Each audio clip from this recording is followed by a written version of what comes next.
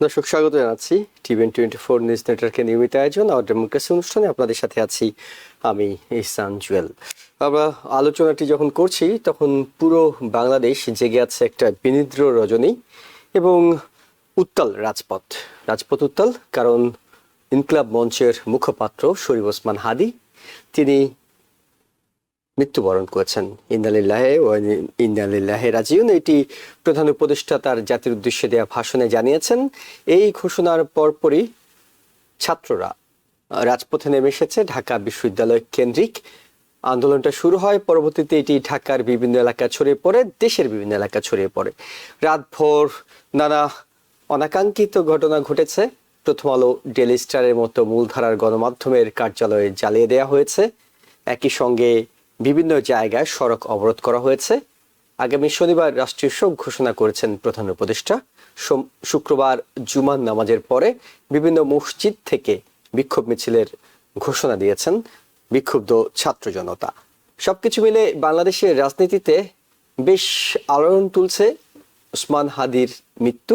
কারণ একেবারে তরুণ একজন সংসদ নির্বাচন প্রার্থী ছিলেন তিনি। ঢাকা ৮ আসন থেকে সম্ভাব্য প্রার্থী হিসেবে প্রচারণা শুরু করেছিলেন এবং বিকল্প ধরনের কিছু রাজনৈতিক বয়ান তিনি তৈরি করতেন। মূলত সাংস্কৃতিক বলয় থেকে উঠে আসা এই শরীফ ওসমান হাদী তরুণদের একটা আইকনের জায়গায় চলে গিয়েছিলেন, যে তরুণরা যারা আগামী সংসদ নির্বাচন করবেন বলে প্রস্তুতি নিচ্ছিলেন তাদের মধ্যে বেশ এগিয়েছিলেন শরীফ ওসমান হাদী। এবং তার মৃত্যুটি, যেটি বলা হচ্ছে খুনি, অভিযুক্ত খুনি পালিয়ে গেছে ভারতে।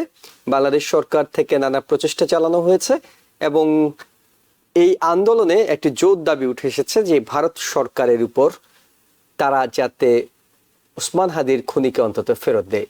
আমরা জানি যে নানা কারণে হয়তো জুলাই অভ্যুত্থানে পালিয়ে যাওয়া আওয়ামী লীগ নেতাদেরকে ফেরত দেওয়া ভারতের পক্ষে সম্ভব নয়, কিন্তু যাতে ওসমান হাদীর অভিযুক্ত খুনিকে ফেরত দেওয়া হয় সে দাবিটি মূলত এই আন্দোলনে, অর্থাৎ মৃত্যুর খবর পরবর্তী যে আন্দোলন হচ্ছে সেইখানে জোরদার হয়েছে।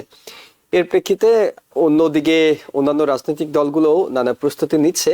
ওসমান হাদীর বাইরেও রাজনৈতিক কর্মকাণ্ড ঘটছে। জাতীয় পার্টি তারা নির্বাচনের প্রস্তুতি নিচ্ছে, তারা মনে করছে তারা আগামী জাতীয় সংসদ নির্বাচনে অংশ নিতে পারবে। অন্যদিকে বিএনপির ভারপ্রাপ্ত চেয়ারপারসন তারেক রহমান তিনি আগামী 25শে ডিসেম্বর দেশে ফিরবেন। এর মধ্যেই বাংলাদেশের কাছে ট্রাভেল পাসের জন্য অনুরোধ জানিয়েছেন এবং এটি যে কোনো মুহূর্তে তিনি হাতে পেয়ে যাবেন। বিএনপি ব্যাপক প্রস্তুতি গ্রহণ করছে, শোডাউনের প্রস্তুতি গ্রহণ করছে। তিনি এয়ারপোর্টে নামার পরে শুরুতে এভার কেয়ার হাসপাতালে তার মাকে দেখতে যাবেন, তারপর তিনি নিজস্ব বাসভবনে ফিরবেন। এর মধ্যে একটি সংবর্ধনা কিংবা একটি জনসভা করার চেষ্টা করবে বিএনপি। বাংলাদেশের এইসব রাজনৈতিক খবরের পাশাপাশি আমেরিকার গতকাল রাত 9টায় আমেরিকার প্রেসিডেন্ট ডোনাল্ড ট্রাম্প তিনি জাতির উদ্দেশ্যে ভাষণ দিয়েছেন। আগামী 3 বছর তিনি কি করতে চান এবং 1 বছরে কি কি করেছেন সেই সাফল্যের খাতা তিনি তুলে ধরেছেন। এইসব বিষয় নিয়ে আলোচনা করব। আলোচনার জন্য আমরা যুক্ত করেছি আমাদের সাথে school of science and allied হেলথের professor doctor Mohsin U Patwary এবং socio political analyst Mahmud Reza Chowdhury. আপনাদের দুজনকে স্বাগত। আমরা নিঃসন্দেহে কতটুকু বাংলাদেশের খবর ফলো করছেন আমরা ঠিক জানি না, কিন্তু ব্যাপক বিক্ষোভ হচ্ছে, রাজপথে ব্যাপক বিক্ষোভ হচ্ছে। মানুষ, বিশেষ করে ছাত্ররা, বিক্ষুব্ধ ছাত্ররা তারা বিনিদ্র রজনী পার করছে। এখনো আমরা যতদূর জানি যে তারা আন্দোলন চালিয়ে যাচ্ছে, তারা নানা দাবি দাওয়া নিয়ে রাস্তায় আছে, রাজপথে আছে।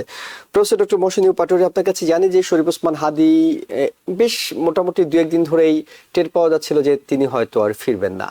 তারপর যেই পরিমাণ গুরুতর আহত তিনি হয়েছিলেন, গুলিবিদ্ধ হয়েছিলেন, সেক্ষেত্রে জীবন মৃত্যুর সন্ধিক্ষণে তিনি ছিলেন। সিঙ্গাপুরে নিয়ে যাওয়া হয়েছে, কিন্তু শেষ পর্যন্ত দুঃসংবাদটি এসেছে।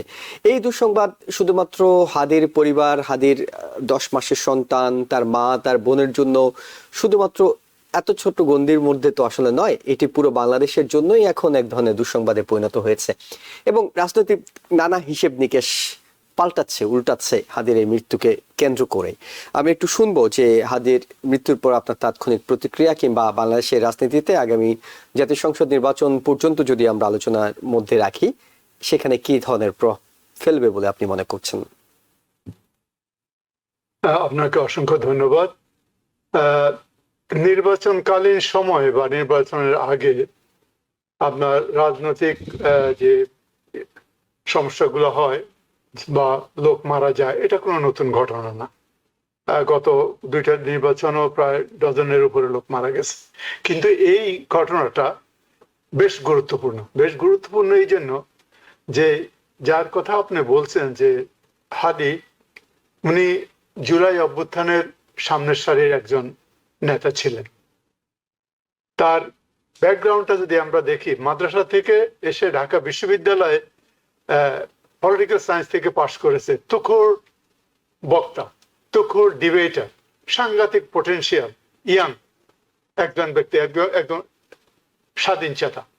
আর যেই মঞ্চে উনি ছিলেন, যে যার আহ্বায়ক ছিলেন তিনি, সেটা কোনো রাজনৈতিক দল নাই। উনি ওনার মুখেই উনি বলে গেছেন যে হি ইজ নট, তার মঞ্চটা কোনো রাজনৈতিক নয় এবং তারা কোনো রাজনৈতিক দলের সঙ্গ জড়িত না, অঙ্গ সংস্থানও নয়, সেটা উনি বলেছেন। এবং উনি বলেছেন তারা একটা সাংস্কৃতিক সংগঠন এবং তাদের মোটামুটি আন্দোলনটা, তার কথাবার্তা আমি যা শুনেছি বুঝেছি, তিনি বিগত সরকারের বিরুদ্ধে কথা বলতেন এবং একটা সাংস্কৃতিক বিপ্লব বলে যে ওটা শেষ হয়নি, একটা সাংস্কৃতিক বিপ্লব বাংলাদেশে আনার পক্ষে ছিলেন। তার বক্তব্য আমার মনে হয়েছিল তিনি খুব শক্তিশালী জাতীয়তাবাদী চেতনায় উদ্বুদ্ধ। আর রাজনৈতিক দিকে তার এনিমি কেমন ছিল, তাতে করলে আমরা অ্যানালাইজ করলে বুঝতে পারবো যে তিনি ছিলেন বিগত সরকারের বিরুদ্ধে, অ্যান্টি আওয়ামী লীগ। এবং উনি এক সময় তার বক্তৃতা আমি শুনেছি, বঙ্গবন্ধু শেখ মুজিবকেও বলেছেন একটা আলোচনায়, ফ্যাসিবাদের জন্মদাতা বলেছেন উনি। এবং ভারতকে উনি আধিপত্যবাদ হিসাবে দেখতেন, অনেকের মতে উনিও দেখতেন। এবং ৩২ নম্বর বাড়ি ভাঙার পিছনে উনি ওনার একটা শক্তিশালী ভূমিকা ছিল। সুতরাং বিগত সরকার, সুতরাং তার কারা এই জিনিসটা করতে পারে, সেই জন্য আমি এই জিনিসগুলা বলছি। তার এনিমির কিন্তু অভাব নেই, রাইট? সুতরাং এটা হতে পারে, যদিও তিনি ছিলেন অত্যন্ত ধার্মিক, সৎ এবং নির্ভীক, এবং কেউ কেউ বলতো উনি আপসীন এবং উনি ছিলেন প্রগতিশীল, রাইট? তো এই জন্য ওনার কথাবার্তা, চাল চলন এই অত্যন্ত পপুলার হয়ে ওঠে। হ্যাঁ, যেমন নামাজের পরে গিয়া ভোট চাওয়া বা মানুষের কাছ থেকে টাকা নেওয়া, চাঁদাবাজির বিরুদ্ধে করা, এইসব জিনিসগুলো যারা এই গত জুলাই বিপ্লবের পরে যে জিনিসগুলো পপুলার হয়েছে, এগুলো সে বলে আসছে। এবং সবচেয়ে বড় কথা হলো যে অন্যরা হয়তো বলছে আর সে করে দেখিয়েছে, সে তার নিজের জীবনে করে দেখিয়েছে। জি, এক্স্যাক্ট। আর সে 4 জন ক্যান্ডিডেটের মধ্যে একজন, রাইট? বিএনপিরও ক্যান্ডিডেট আছে, তারপরে জামাতেরও আছে ক্যান্ডিডেট আছে, তারপরে বাংলাদেশে একটা যে নতুন ছাত্রদের দল হয়েছে সেখানকার ক্যান্ডিডেট, হ্যাঁ, আর উনি একজন ক্যান্ডিডেট। 4 জন ক্যান্ডিডেট হিসাবে এখন কোন দিক থেকে জিনিসটা হয়েছে, যেহেতু আমরা আগেই বলেছি anti Awami League, anti Indian sentiment ওনার ছিল, আর এদিকে রাজনৈতিক প্রতিদ্বন্দ্বিতাও কিছু আছে। এখন অনেকে ধারণা করছে যে he may have the chance, even big নেতার বিরুদ্ধে উনি দাঁড়িয়ে গেছেন, chance that he could have won. সুতরাং কিভাবে এই জিনিসটা হয়েছে, যার জন্য এই জিনিসটা সাংঘাতিক, প্রেসিডেন্টের প্রধান, উনি কি ওনাকে কি বলে জানো, আমাদের প্রফেসর ইউনুস পর্যন্ত এসে জাতীয় ভাষণ দিতে হলো। এত গুরুত্বপূর্ণ ঘটনা ওটা ঘটছে, এত শক্তিশালী, এত ইনফ্লুয়েন্সিয়াল পার্সন ছিল হাদি। এই জন্য আমি মনে করি এখন এটাকে কি কেউ নির্বাচনটাকে বানচাল করার জন্য একটা কিছু ঘটনা ঘটিয়েছে না, এটা বলা খুবই মুশকিল।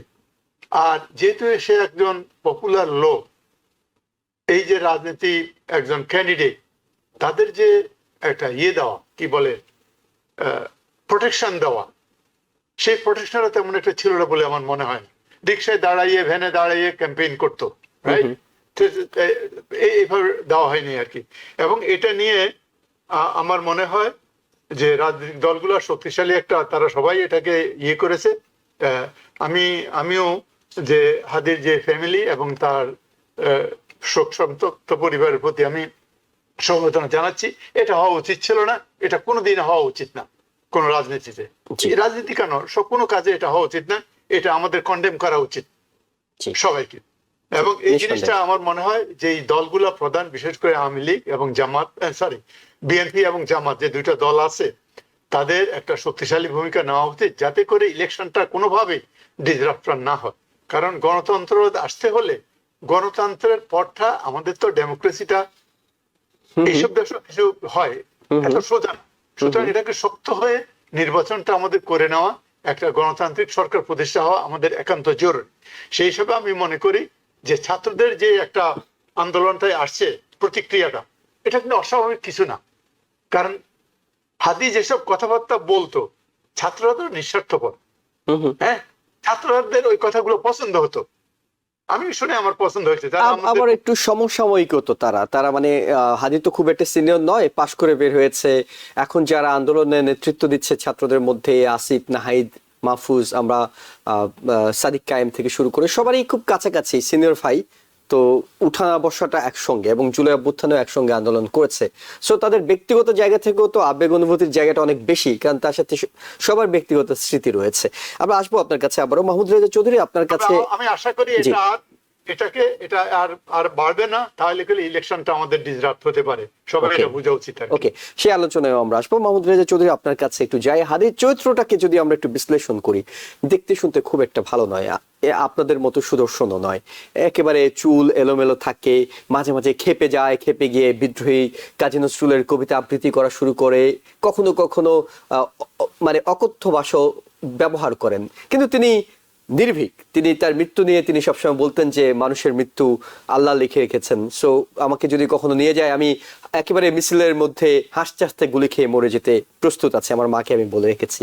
সেই হাদি তাকে সত্যি সত্যি গুলি খেয়ে মরতে হলো। আমি একটু আপনার কাছে জানতে চাইবো, এটি আমি ব্যক্তিগতভাবে আমার ফেসবুকে লিখেছি যে হাদিকে কেন মরতে হলো। আপনার কাছে একটু জানতে চাই, হাদিকে আসলেই তো কেন মরতে হলো? ধন্যবাদ জুয়েল। ব্যক্তিগতভাবে এই মৃত্যুটা আমাকে খুব মানসিকভাবে, আর্থিকভাবে নাড়া দিয়েছে। আমি প্রফেসর মহসিন স্যারের কথাগুলো শুনলাম, খুব যুক্তিপূর্ণ ব্যাখ্যা করেছেন। হাদি, আমি আজকে ফেসবুকে একটা পোস্ট দেখলাম, ওটা নিয়ে আমি লিখেছি এইমাত্র।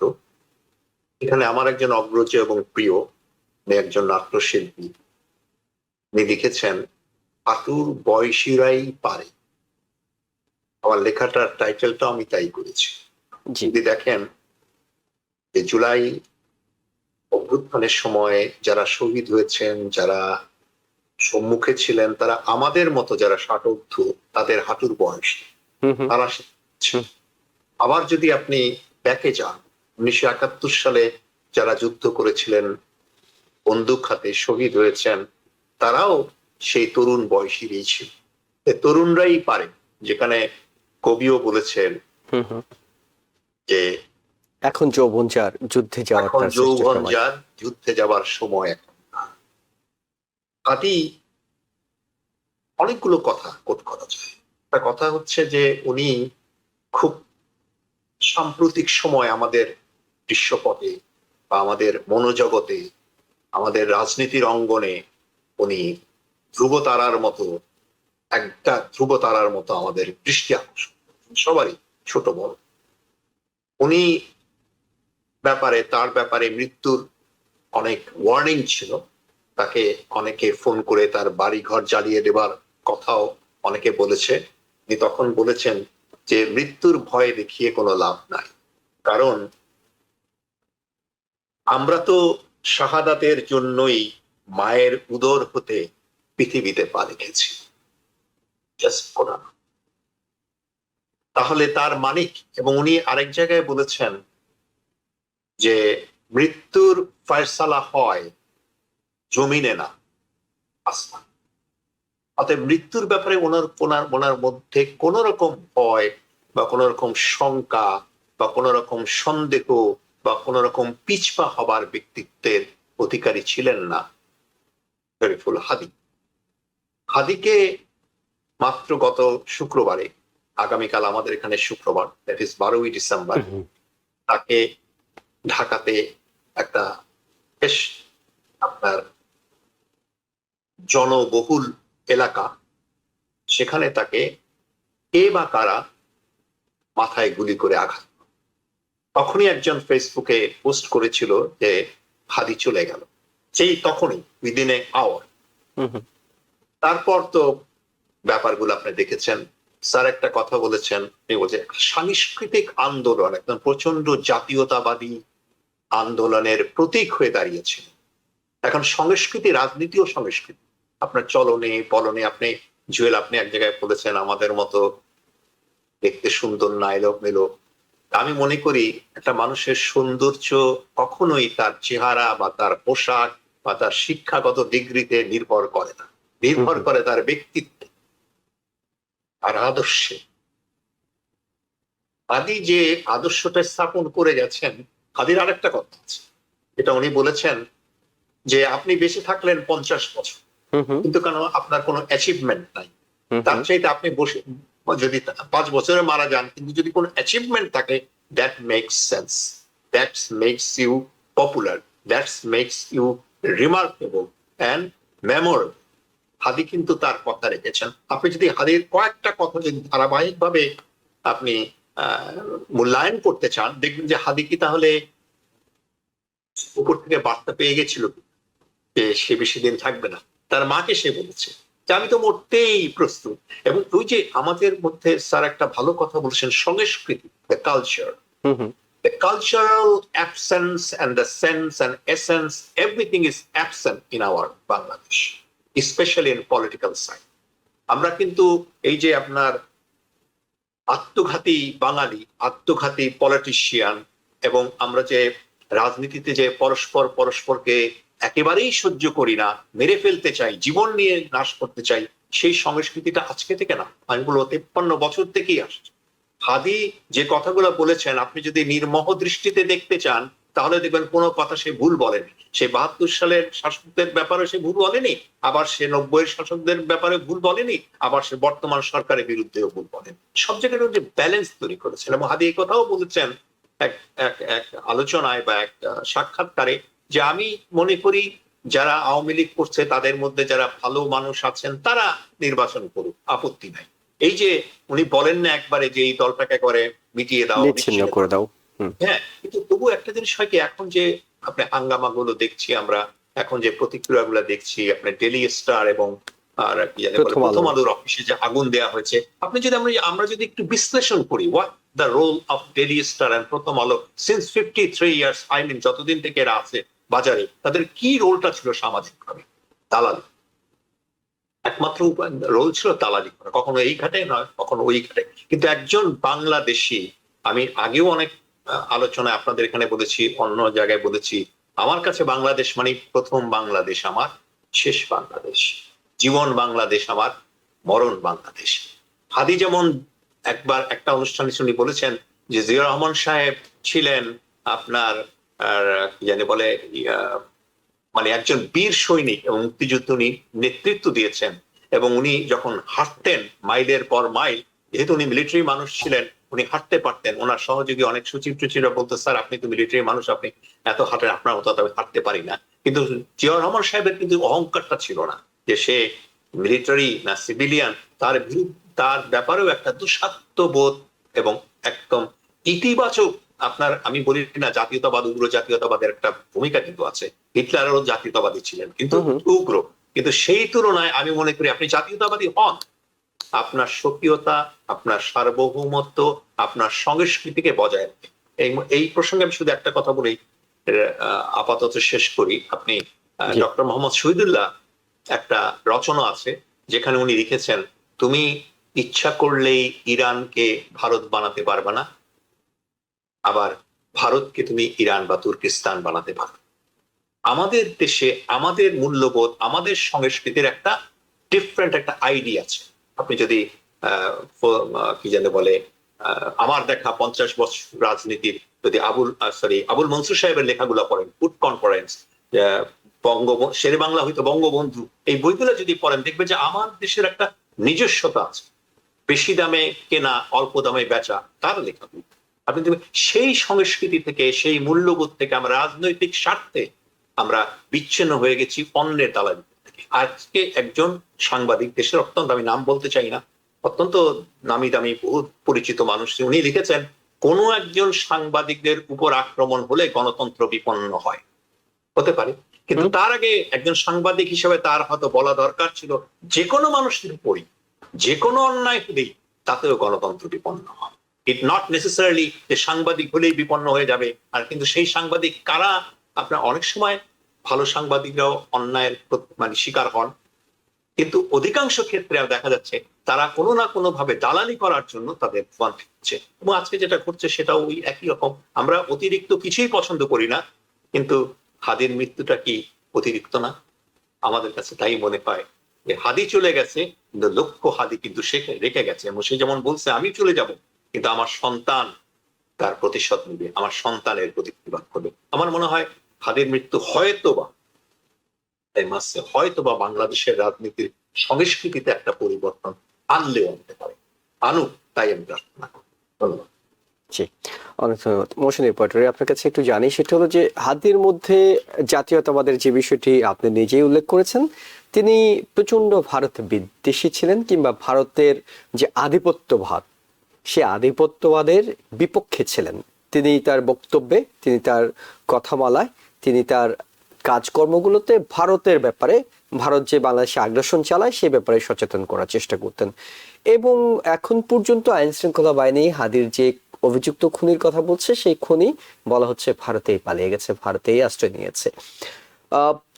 আপনি বিশ্লেষণ করছিলেন যে কারা হাদির হত্যাকাণ্ডের সঙ্গে জড়িত থাকতে পারে। এটি শেষ পর্যন্ত হয়তো আইন শৃঙ্খলা বাহিনী শেষ পর্যন্ত আন্তরিকভাবে চেষ্টা করলে একটা ধারণা দিতে পারবে।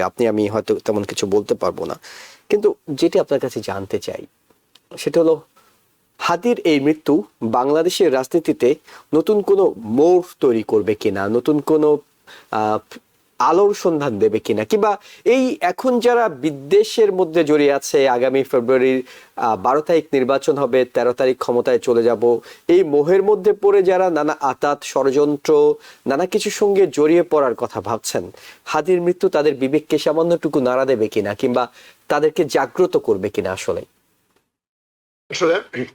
আমি মাহমুদ সাহেব অত্যন্ত সুন্দরভাবে গোছাই বলতে পারেন। আই এম ভেরি ইমপ্রেসড উনি যে বলেছেন আর কি বক্তব্যটা হাদির সম্পর্কে।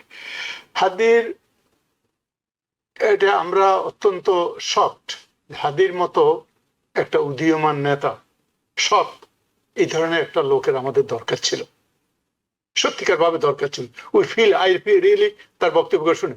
কিন্তু রাজনীতিতে একটা স্ট্র্যাটেজির একটা ব্যাপার আছে। আমি সেই মারা গেছে সমালোচনা আমি করতে চাই না। স্ট্র্যাটেজি, আপনি পলিটিক্যালি কারেক্ট অনেক সময় হইতে হয়। আর এরা যেহেতু ইয়াং, রক্ত গরম, ওরা অতটুকু যায়নি আর কি, রাইট? ভারত বিদ্বেষী অনেক লোক বাংলাদেশে আছে, শুধু হাদি না। ভারত বিদ্বেষী কেন বিদ্বেষী বলবো? তারা তাদেরকে আধিপত্যবাদ বলে মনে করে, ট্রেড ডেফিসিট, বিভিন্ন কারণে আর good reasons for that, right? এবং ওরা যেহেতু বড় দেশ, ওরা একটা আমাদের উপর একটা চাপিয়ে দিতে চায় এবং চাইবে, মানে দিয়েছে চায় না, দিয়েছে। গত 15 বছরের যে সরকারকে তারা সমর্থন দিয়ে বাংলাদেশের গণতন্ত্রকে যে জায়গায় ঠেলে দিয়েছিল, সেটা তো দৃশ্যত সবার কাছে পরিষ্কার। সেটা আমি তাদের দোষ দিব, তার চেয়ে বেশি দোষ দিব আমাদেরকে। কারণ ভাই, আপনার যদি একটা দেশ হয়, তারা প্যাট্রিয়ট, আর একটা দেশ হয়, তারা চাইবে তাদের ম্যাক্সিমাম বেনিফিটটা তারা নিতে। কিন্তু আমরা সেই বেনিফিটটা দিব কেন? এবং আমাদের সরকার সেই বেনিফিটটা দিয়েছে। সুতরাং এই জন্য আমি বলি, হাদির গাইডেন্স ছিল কিনা জানি না, কারা তার পিছনে শক্তি ছিল জানি না। তাকে, সে যদি মুখপাত্র হয়ে থাকে, তাকে কথাবার্তাগুলো অত্যন্ত গার্ডেড বলা দরকার ছিল, কারণ তার মতো লোক আমাদের দরকার আছে ভবিষ্যতে। তবে এটা যে পরিবর্তন, এবং আনটিল আমরা রিয়েলি জানবো, আমাদের দেশে তো বিরোধী দল থাকে, একদল আরেক দলের উপরে ছেড়ে দেয় যে তারা এটা করছে।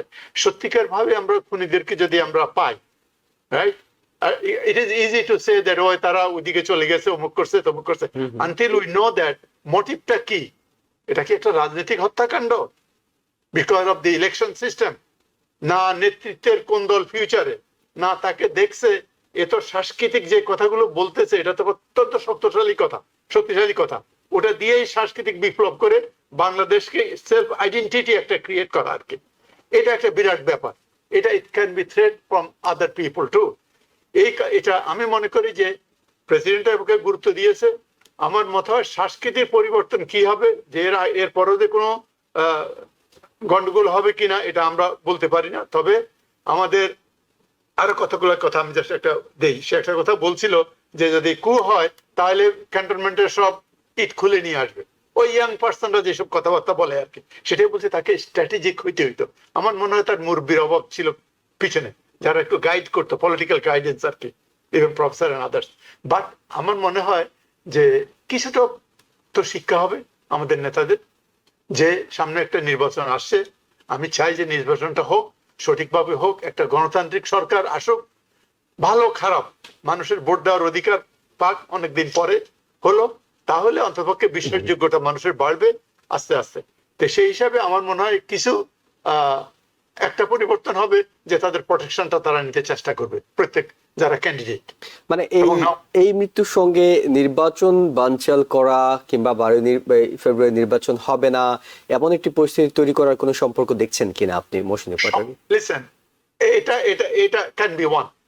কারণ নির্বাচন যদি আপনার পিছিয়ে দিতে চায়, বা নির্বাচন যদি ভেঙে দিতে চায়, না করতে চায়, অথবা আমাদের কোনো মিলিটারি কু করাইতে চায়, এগুলোতে একটা প্রেসক্রিপশন আছে। প্রেসক্রিপশন হলো পলিটিক্যাল মার্ডার করে আন্দোলন গড়াই দেওয়া, বলবে যে না, this is not a environment to have to conduct a peaceful election, এটা বন্ধ করে দাও। এটা could be, it could be. কারণ আমরা এখনো বুঝতে পারছি না যে ছাত্ররা যে আন্দোলন করতেছে এটা কতটুকু যাবে। এই যে ছাত্ররা যে ভাঙাপড়া করতেছে এটা কতটুকু সাস্টেইন করবে, তার উপরে নির্ভর করবে। এটা যদি সাস্টেইন করে তাহলে ফেব্রুয়ারি নির্বাচন আমার মনে হয় কিছুটা সংশয়ে পড়ে যাবে।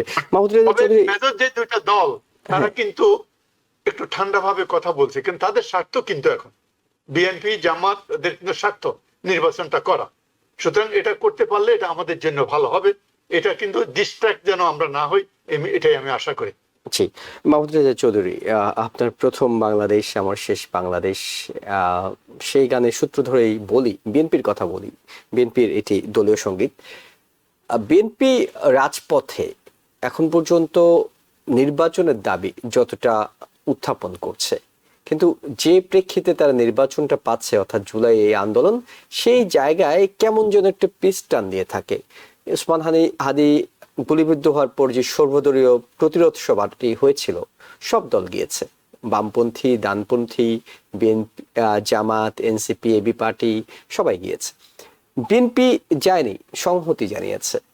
আজকের এই ঘটনার পর আমরা দেখলাম বিএনপির ভারপ্রাপ্ত চেয়ারপারসন তিনি বিবৃতি দিয়েছেন, মহাসচিব বিবৃতি দিয়েছেন, ছাত্রদল ঢাকা বিশ্ববিদ্যালয় কেন্দ্রিক মিছিল করেছে। কিন্তু রাতভর যে আন্দোলনটাকে চাঙ্গা করে রাখা কিংবা রাজপথ দখলে রাখা যে বিষয়টি আমরা ঢাকা বিশ্ববিদ্যালয় এলাকায় দেখলাম, যে ভিপি সাদিক কায়েম এবং অন্যরা, এনসিপি বিভিন্ন জেলায় জেলায় প্রতিরোধ গড়ে তুলছে, তারা প্রতিবাদ করছে, অন্য কিছু করছে।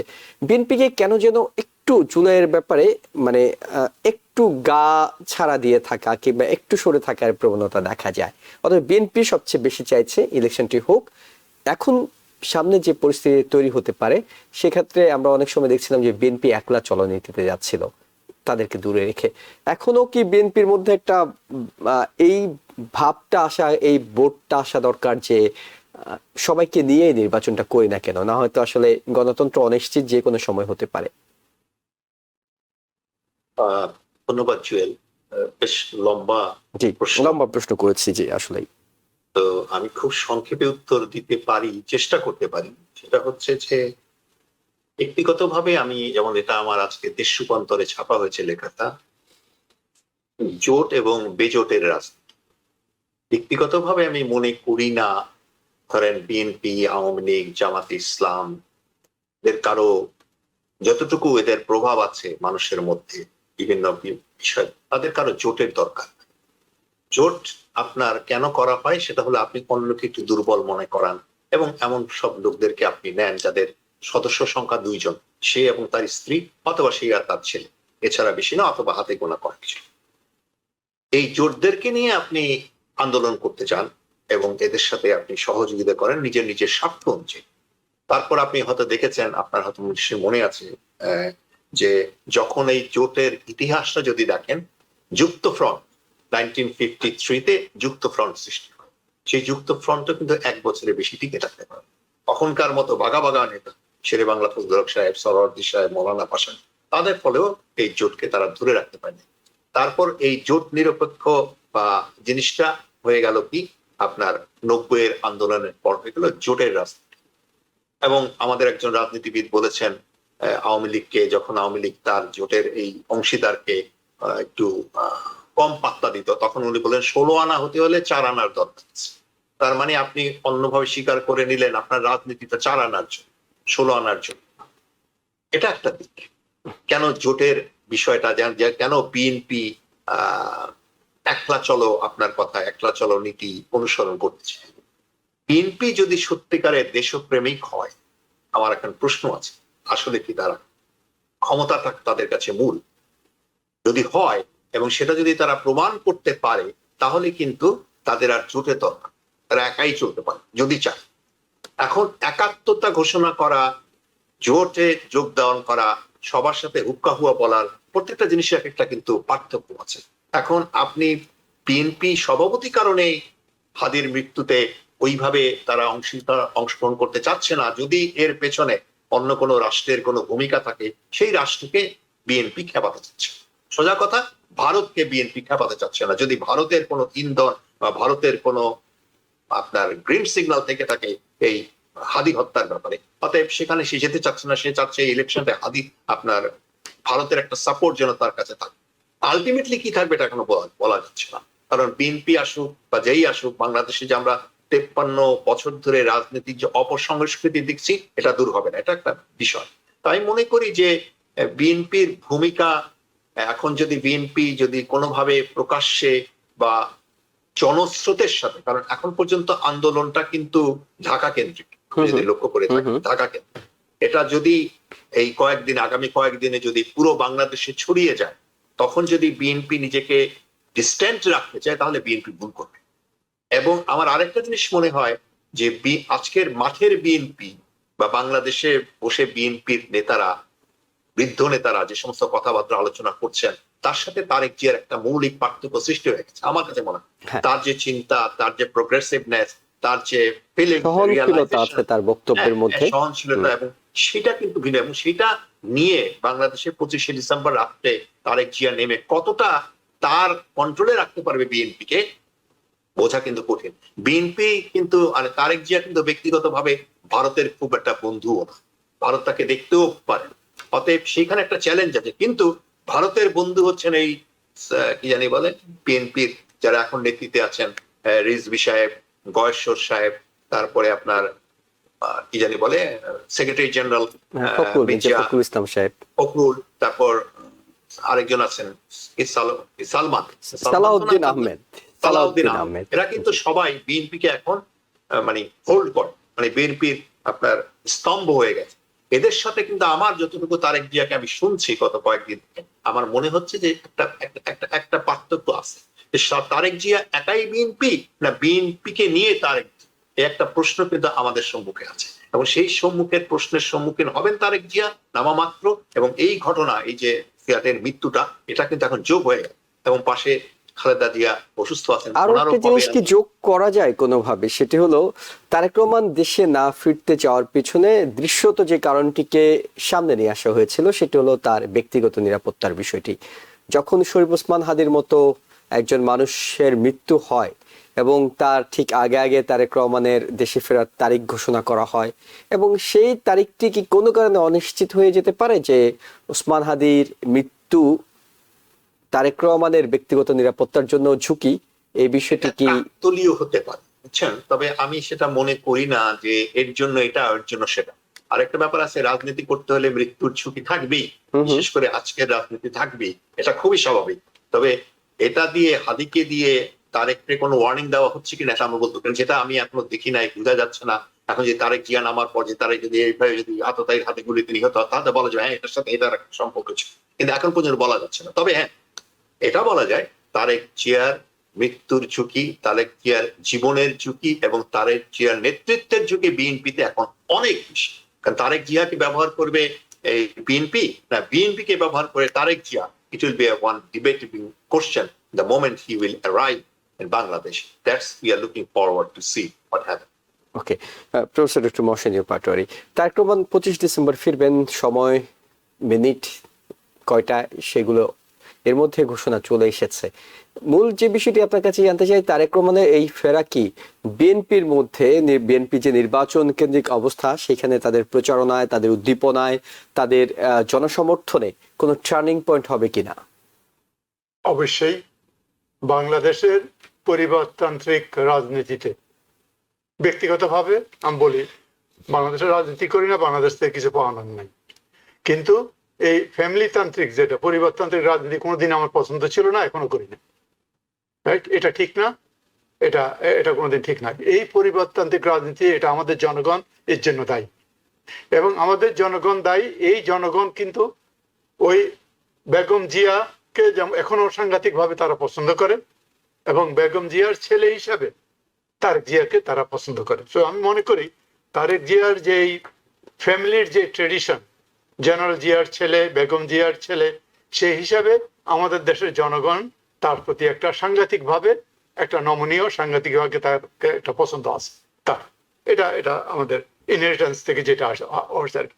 সেই হিসাবে আমি মনে করি ইয়েস, এই পলিটিশিয়ানরা বাংলাদেশে ছিল, বাংলাদেশে থেকে তারা রাজনীতি করেছে।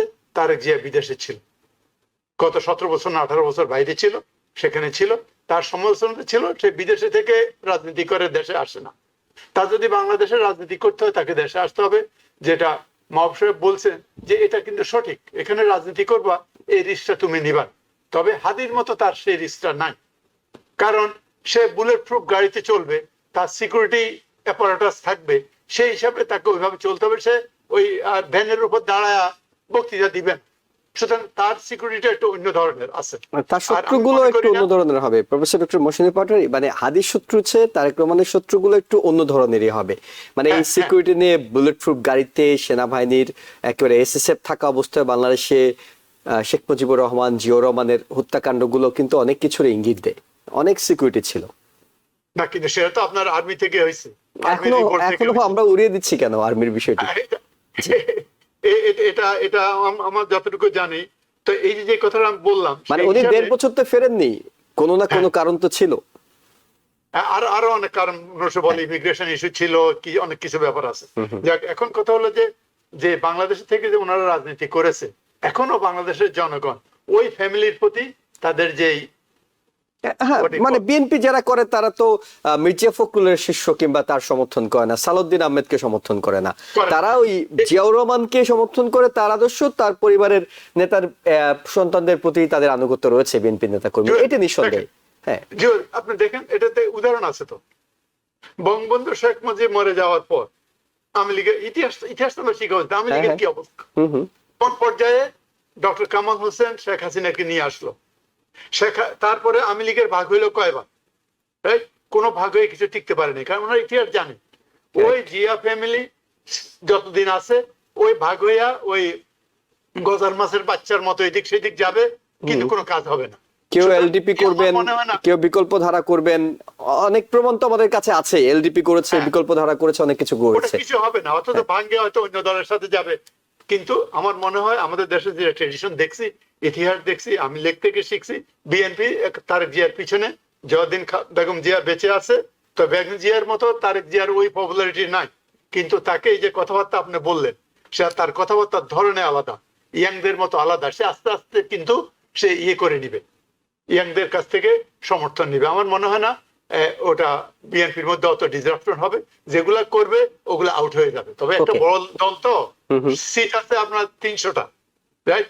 মাতবর আছে অনেক বেশি, ওখানে কেউ পাবে কেউ পাবে না। এর মধ্যে সব বড় দলগুলোর মধ্যে নিজের মধ্যে সমস্যা হয়, ক্ষমতার লোভ আছে না, এগুলা ভাগ ঠাগ করে ওই রুটির ভাগ, হালুয়া রুটির ভাগের জন্য এটা কিছু করতে হবে। তবে আমার মনে হয় তারেক জিয়া উইল সাস্টেইন, তাকে যদি ঠিকমতো প্রোটেকশন দেওয়া হয়।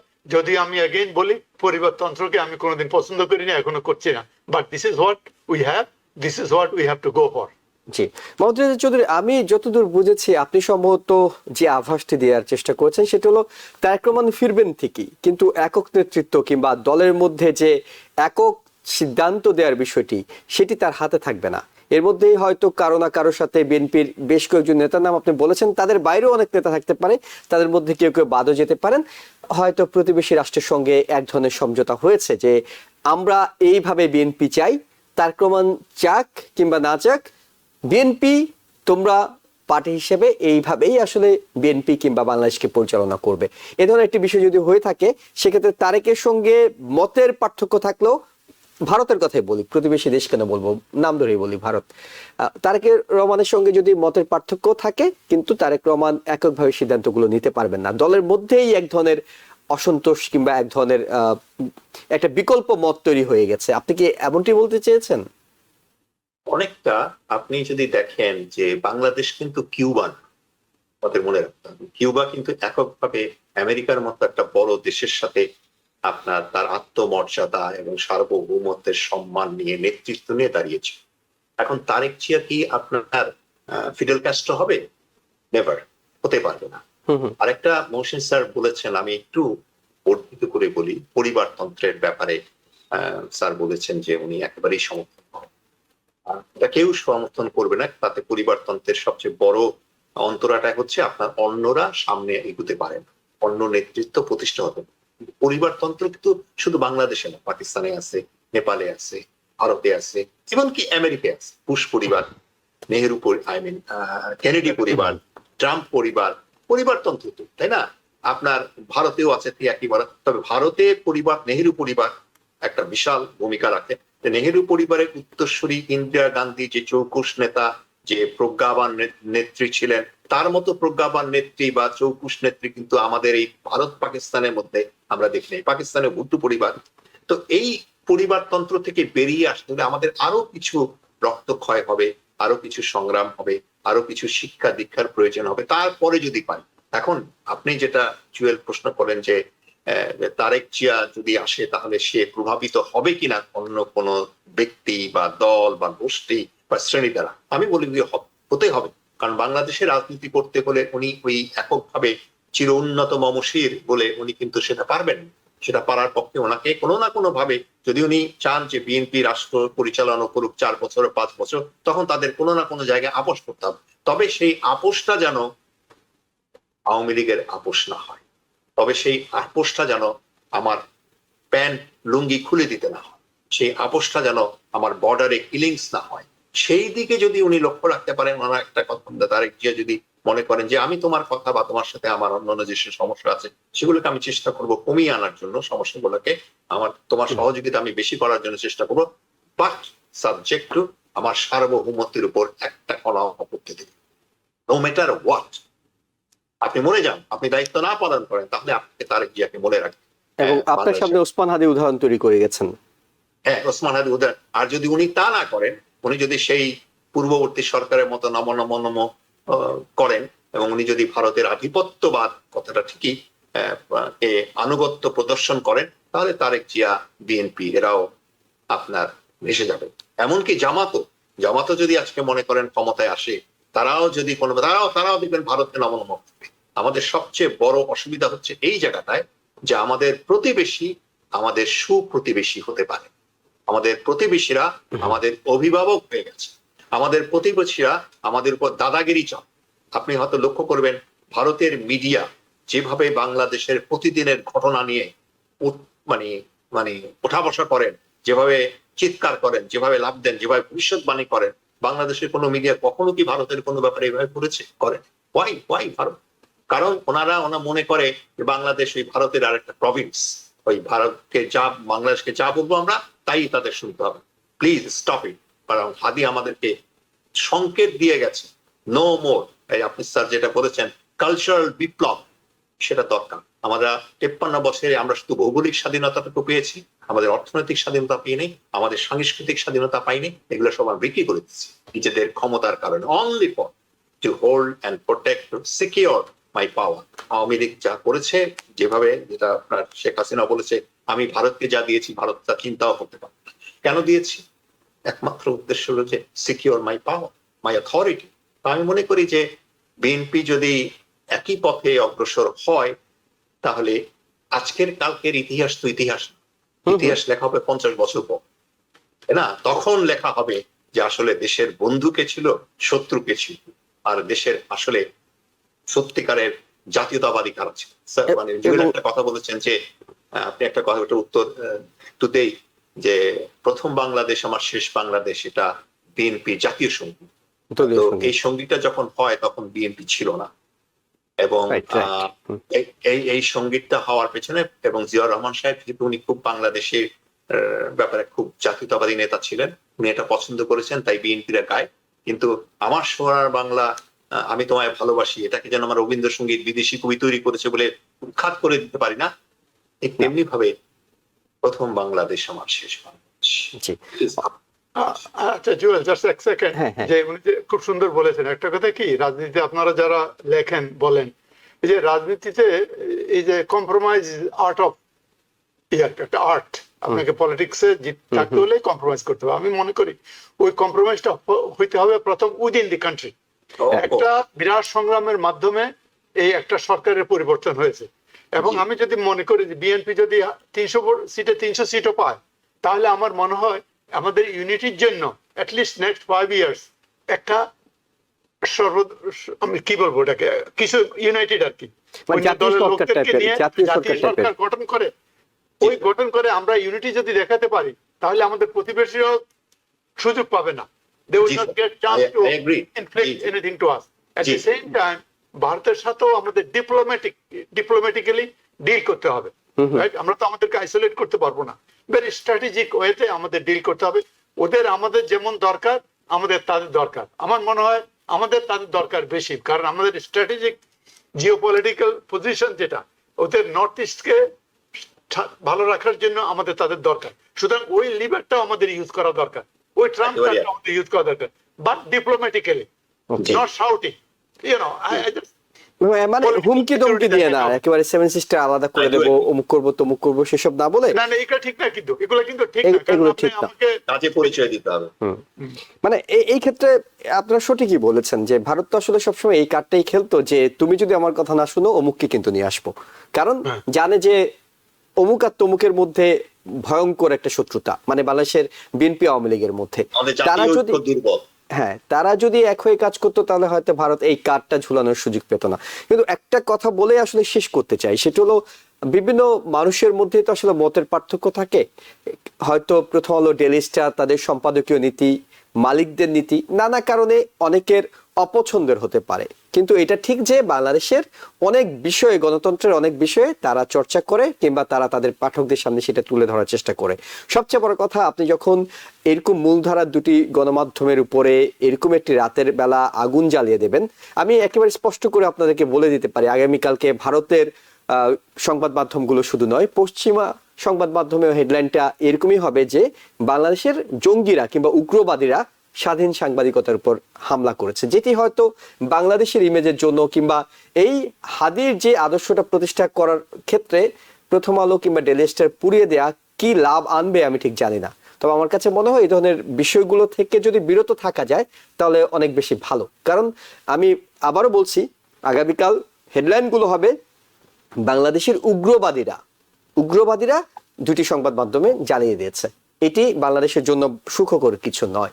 তাই জি, আপনি কিছু 10 সেকেন্ডে একটু বলতে চাই, সেটা হচ্ছে যে আগামীকাল বিশ্ব সংবাদ মাধ্যম কিংবা বিশ্বের অন্যান্য সংবাদ মাধ্যম যাই বলুক না, আমি যদি প্রশ্ন করি, আমি চ্যালেঞ্জ করি গত 15 বছর ডেইলি স্টার এবং আপনার প্রথম আলো, তারা কি তাদের সাংবাদিকতার ন্যায় নৈতিকতা বোধ এবং দেশাত্মবোধের পরিচয় কতটুকু দিয়েছে? মানে আপনি তো এটা জানেন যে গণভবনে প্রথম আলো ডেইলি স্টার নিষিদ্ধ ছিল, কিন্তু সেটা শেখ হাসিনা সংসদে একদম প্রথম আলো এইভাবে উঁচিয়ে প্রথম আলোর বিরুদ্ধে বক্তব্য রেখেছে। হ্যাঁ, এটা বলেছে অনেক পরে। এবং প্রথম আলোর একটা পর্যায়ে গিয়ে যেটা হয়েছে, আমি প্রথম আলোর পক্ষে বলছি না, মানে সাংবাদিকতা করার কারণে বলছি, একটা পর্যায়ে এমন হয়েছিল যে প্রথম আলোর বিজ্ঞাপন কমে গিয়েছিল, বিভিন্ন কর্পোরেট হাউসগুলোকে টেলিফোন করে বলে দেওয়া হয়েছিল যে প্রথম আলোতে বিজ্ঞাপন দিলে তোমাদের কিন্তু ব্যবসা সমস্যা হবে। প্রথম আলো লোক ছাঁটাই করতে বাধ্য হয়েছিল, প্রথম আলোকে নানা কম্প্রোমাইজ করে। আমি একেবারেই বলছি না প্রথম আলো যা করে ঠিক, কিন্তু আওয়ামী লীগের রোশনালে কিন্তু প্রথম আলো ডেইলি স্টার ছিল, আওয়ামী লীগের রোশনালে ছিল। এখন আমি আমার কথা হলো যে সমালোচনা করার জায়গাগুলো তো খোলা রাখতে হবে। মানে আওয়ামী লীগের ক্ষেত্রেও রাখতে হবে, এই ইউনূস সরকারের ক্ষেত্রে রাখতে হবে, পরবর্তীতে বিএনপি জামাত যারা থাকে তাদের ক্ষেত্রে। হ্যাঁ, তবে যদি কোনো স্পষ্ট প্রমাণ থাকে কারো কাছে যে অমুক দেশের সাথে কাজ করছে, তাদের দালালি করছে, বাংলাদেশের স্বার্থের বিরুদ্ধে যাচ্ছে, তাহলে হয়তো হ্যাঁ সেটাই আমি ছোট্ট একটা যুক্তি দেই। মনে করেন জুয়েল, আপনি একটা ঘর তৈরি করেন না, জানলা খুললে শুধু দুর্গন্ধ আসে, খোলা জানালা তো ভালো, মুক্ত জানালা, বাতাস আসবে, শুধু দুর্গন্ধই আসে আর কিছু পান না, তখন আপনি ঘরের আপনার জানালাটাকে আপনি বন্ধ করবেন নাকি খোলা রাখবেন? আমি আপনার সাথে দ্বিমত পোষণ করছি, কারণ প্রথম আলো শুধু দুর্গন্ধ দেয় না, অনেকগুলো কথা বলি নাই। হ্যাঁ নিঃসন্দেহে, শুধুমাত্র দুর্গন্ধ আসলে তো সেটা বন্ধই করবে। আপনার বাড়িতে যদি দুর্গন্ধই আসে, আপনি কি তখন জানালাটা বন্ধ রাখবেন না খোলা রাখবেন, নাকি এক পাট খোলা রাখবেন এক পাট? না, নিঃসন্দেহে বন্ধ রাখবো, দুই পার্টি আমি বন্ধ রাখবো। ওকে, আমি বাক স্বাধীনতা বিশ্বাস করি। যদি আমাদের পছন্দ না হয়, যখন এখানে আমাদের ওয়াশিংটন পোস্ট আছে, আমাদের ওয়াল স্ট্রিট জার্নাল আছে, এক্সট্রিম রাইটে কথা বলে, আবার নিউ ইয়র্ক টাইমস আছে, তারা অন্য ধরনের কথা বলে। তো আমাদের মনে হয় বক্তব্যটা তাদের আসা উচিত, তাহলে আমাদের জনগণ যারা আমরা পড়ি, লিডারকে বিচার করতে দেন, এবং যারা যদি পক্ষে আমাদের দেশের পক্ষে কথা না বলে, লেট দেম ডাই ন্যাচারালি। আমি যদি সাবস্ক্রাইব না করি, কারণ আপনাকে তো 10 টাকা দিয়ে কিনতে হচ্ছে, পত্রিকাটা 10 টাকা দিয়ে কিনতে হচ্ছে, আপনি যদি দেখেন যে আসলে এটি কেনার মতো না, তাহলে আপনি কিনবেন না, পাঠকরাই হয়তো সিদ্ধান্ত নিতে পারে।